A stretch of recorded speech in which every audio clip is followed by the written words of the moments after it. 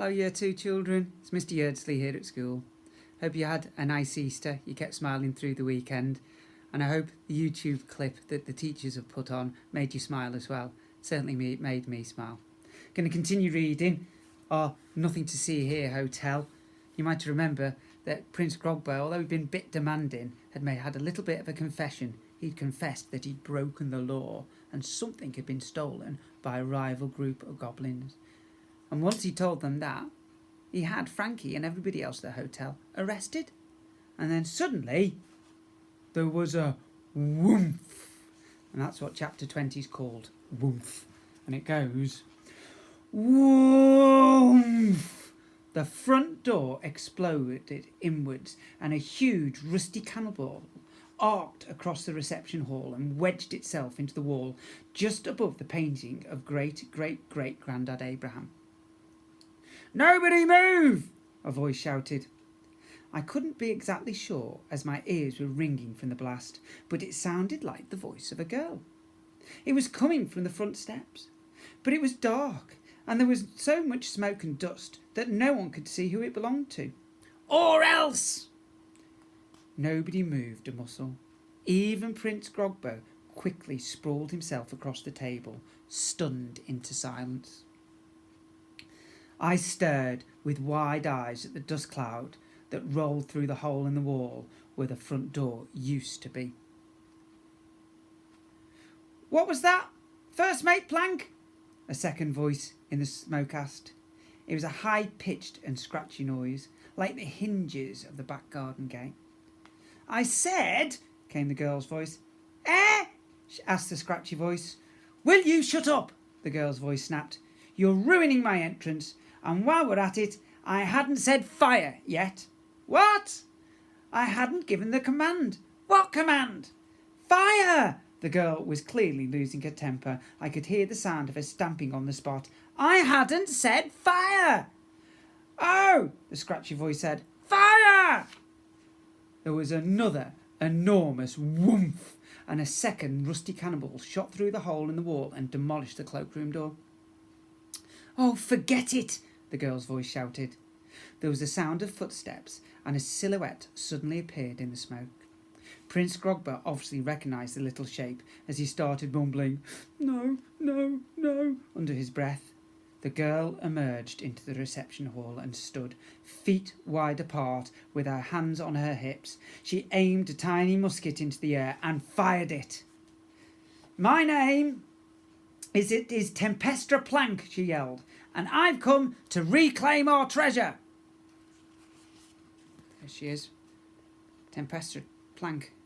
Wonder what sort of goblin she might be. "I'm out of here!" yelled one of Grogba's guards, and he dropped his spear and he ran out of the room. "Me too!" blumbled another. "And me!" "Ooh!" the Molar sisters cooed together, clapping their hands with excitement. In a moment, most of the prince's guards had abandoned their posts. The remaining few lowered their weapons and watched in horror. "Ha!" Tempestra laughed. I'd never seen a creature like her in real life. She was obviously a goblin, but a completely different species to Prince Grogba and his barrow cronies. I'd read about her kind in some of Grandad Abraham's books.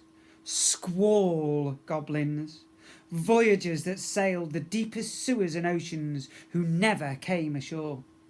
Whatever Grogba had stolen, it must have been very valuable.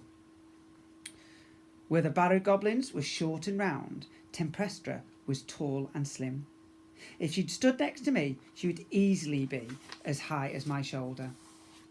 Her curly red hair was wedged under a tricorn hat, and she was wearing a long peacock blue coat with ruddy boots that laced all the way up to her knees.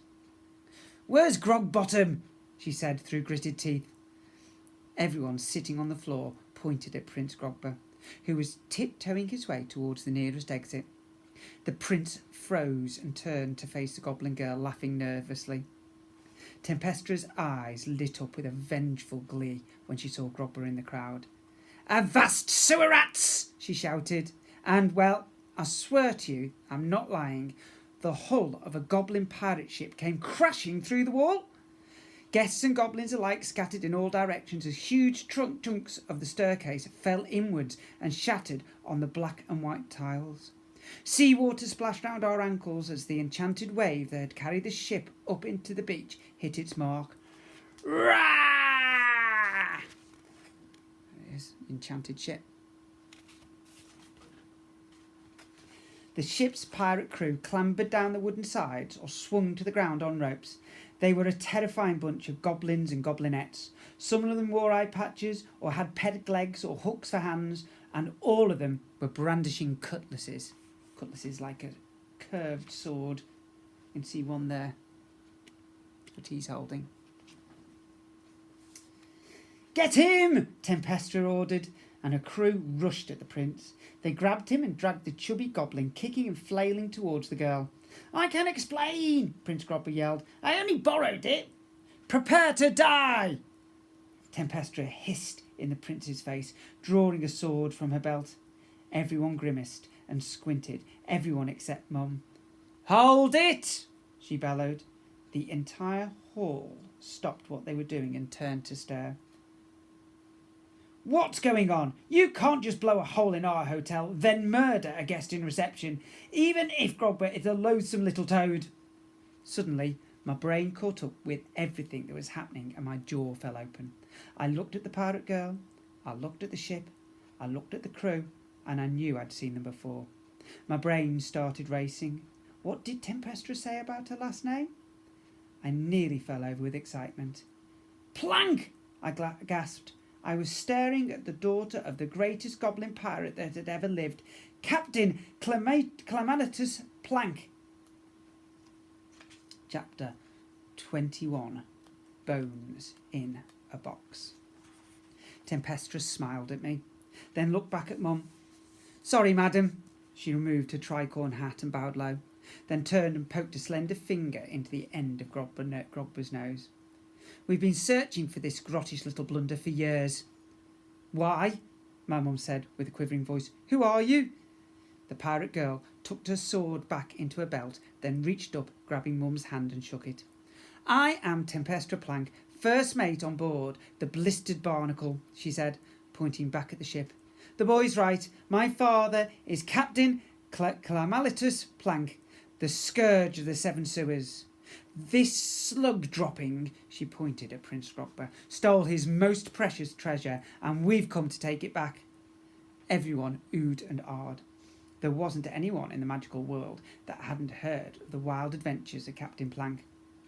"Let me go!" Grobber yelled, wriggling in the clutches of the pirate crew. "On second thoughts, I really don't know what you're chittering on about. I haven't got anything that belongs to you." "Where are they?" Tempestra snapped. "Haven't a clue." "Where are my father's diamonds?"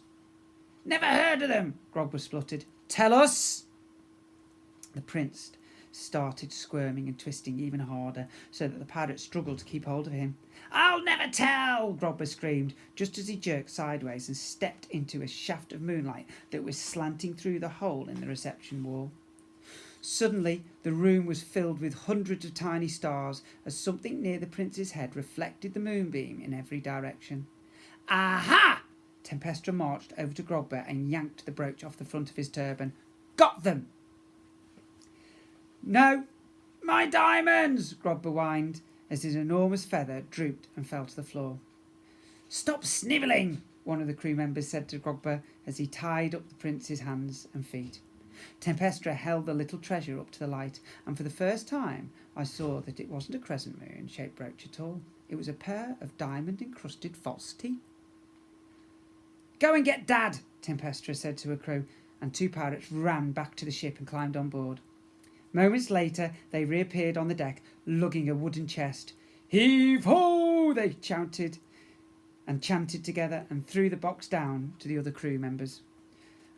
"Wait a minute," my dad said, scratching his head. "Captain Plank is in there?" "Yes," said Tempestra. "In a treasure chest?" "Yep." "Well, let him out," Dad said, looking starstruck. He was a huge fan of the captain's stories, just like me. "It must be very uncomfortable. Would he like some tea?" Tempestra lifted the lid and everyone crowded round to look inside. "Oh my goodness," Mum gasped. "He very skinny," the molar sister said. "He looks delicious," said Gladys Potts. She instantly sprouted fluffy white fur and turned into a poodle. I pushed through the hurdle of guests, reaching the edge of the wooden chest and looked inside. It's, I said. "It's just bones," Dad finished my sentence. Had the crew of the blistered barnacle gone mad? Why on earth were they chasing Prince Grogber for all this time when their captain was a skeleton? Not even a skeleton really, just a pile of bones with a toothless skull sitting on top. "Why do you think we needed the diamond dentures?" Tempestra said. "Watch!" She reached inside the chest and she carefully placed glittering teeth into the skull's mouth. Blah! Quicker than a firework, the bones reassembled, and we suddenly found ourselves staring into the empty eye sockets of a goblin skeleton standing waist high in a treasure chest. "Ooh, I feel like I've been bone jangled." There he is. "What?" I said. "This isn't right."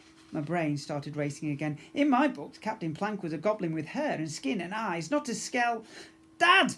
Tempestra threw her arms round the skeleton and roughly hugged it. Pfft! The skeleton spat the teeth back out in surprise, and hundreds of little bones clattered back into the box. Tempestra turned to face us with Captain Plank's skull in her hand. "Oops," she said, rolling her eyes. "See, this happens a lot." She bent down, picked the diamond dentures up off the floor and placed them back between Clamalatus's jaws. What? The bones were instantly a skeleton again. "Blimey, I've got a headache." "Dad," Tempestra said again. "Welcome back." "Eh?" Captain Plank looked at his daughter. "Back? Where have I been?" The skeleton turned its head and noticed us all crowding round the treasure chest he was standing in.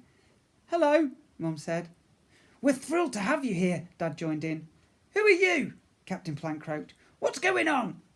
Tempestra tapped Calamitous on his bony shoulder and then pointed to a mirror that was hanging on the nearby wall. The captain swivelled round to look at his reflection and stared for a moment. It's very hard to guess the emotions of a skeleton. Who knew eyebrows were so important? "Oh, blunkers! I'd forgotten about the bone thing," he said. Just then, a small growl from somewhere above caught our attention. It wasn't a very loud growl, but it echoed off the broken walls, and even Captain Plank looked about, clacking his teeth. I turned and glanced up to the first floor landing, where the huge chunk of staircase had been smashed away. There, curling its little toes over the edge, was Gerp. "Gerp," Mum said, "what are you doing down here?" Clomp, clomp, clomp, clomp. Something very large and very heavy was coming down the stairs from high above. "Oh no," said Dad. Clomp, clomp, clomp, clomp, clomp. "Oh dear," Nancy mumbled under her breath. "I think all this noise might have woken your worst nightmare." Granny Rigogita rounded the last twist of the spiral staircase and grimaced down at us. She didn't say anything else at first. She just looked about at the smashed front door, tied up goblin prince, skeleton standing in a treasure chest and pirate ship sticking through the wall. Then she fixed her copper eyes on me, Mum and Dad. Someone's got a whopsy load of explaining to do. I think they have as well. Sounds like an awful mess. Children, I hope you enjoyed the story so far. We're not too far from the end. Only that little bit left. Maybe a couple more sessions. Hope you've been good at home.